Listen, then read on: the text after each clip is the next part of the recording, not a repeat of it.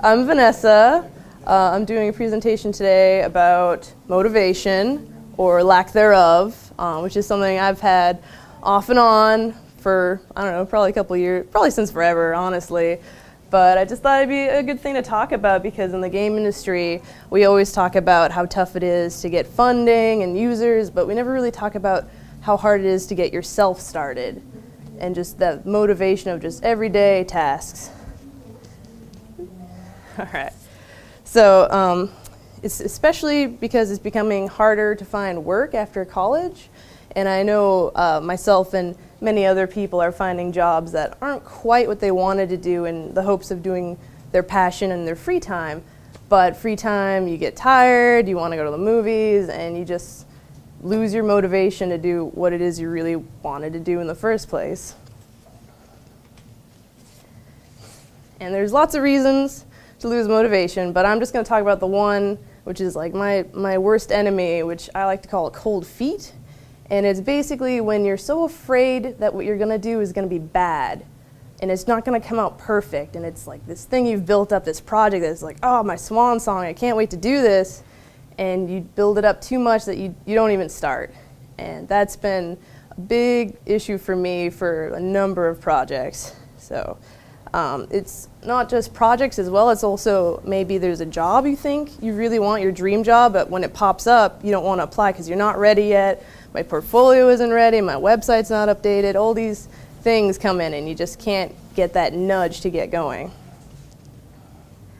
So I was really surprised when I was talking to friends about this and saying, I'm having trouble, I just don't know when to start, I'm not ready yet, I feel like I should work a little bit more, I don't know. And a lot of them, especially ones that I look up to, just really accomplished friends of mine, and they've been there too, they've had the exact same thing, and then I see them now and everything they've done, and it's just kind of surprising.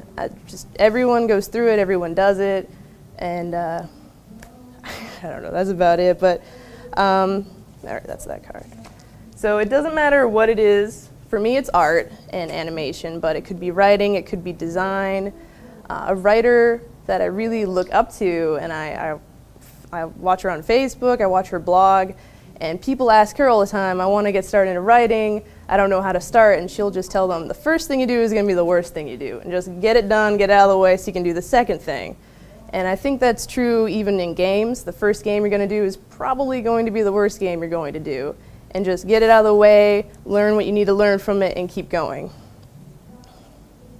So I've seen a lot of friends that haven't been able to make their dreams come true, but I've also had friends that have done just that, and the only benefit they got from it was just seeing another goal that they wanted to accomplish, and that's really enough to get going.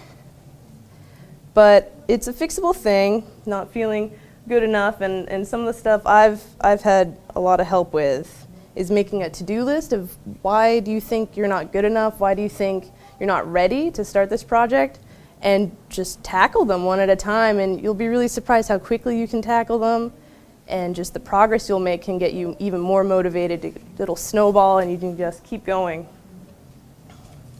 You can rediscover what it was that made you fall in love with this passion in the first place, some silly game you really liked. For me, I can just go on a cartoon binge for a few hours, and that's what got me wanting to do art, was, you know, anime and just really silly things. And then another advice, one I'm starting now, is to cut out your time wasters. So on my lunch break, I tend to look at Imager when I could be sketching, I could be watching videos online of my favorite artists, and I've started nipping that out because I don't need to see random photos, I need to stay focused. And you gotta have to forgive yourself for being in the slump. Not being where you want to be right now is okay. You're going to get there, and everyone has to start from somewhere. And it's also important not to compare yourself negatively to people that are accomplished, because they've been where you are, they tried hard, and they got there. And back to the writer I really like, she had posted photos of some stories she did in high school that she said were terrible and awful, and you can read them and they're kind of funny, but those are the books she's writing now. She's gone back, she's revamped them, she's looked into them, and it is really interesting. So for my hang-up, being worried it's not going to be good enough, I can remember you can always go back.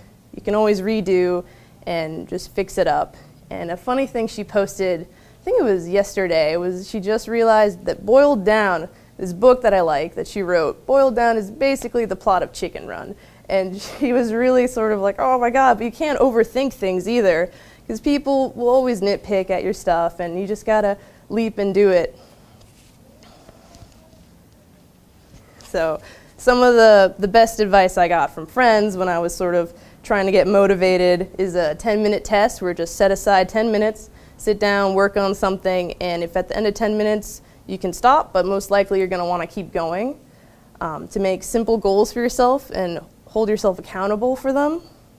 At my office, I have little Finn and Jake plushies that I look at when I'm just doing whatever, and it reminds me what I want to do. I want to make cartoons one day, I want to animate like they are, and it just keeps me sort of focused. And you can also, if you don't have a tangible goal like that, you can change your passwords to things for the goal you want to be, and it just sort of reiterates it every day you type it in, and you remember that's what you want to do.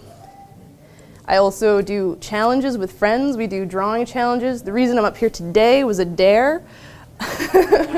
So that keeps you motivated, gets you doing stuff you might not normally do. Keeping a journal of the progress you make and where you get stuck. So even when you're frustrated and you want to quit, you can look at all the progress you've made and feel really positive.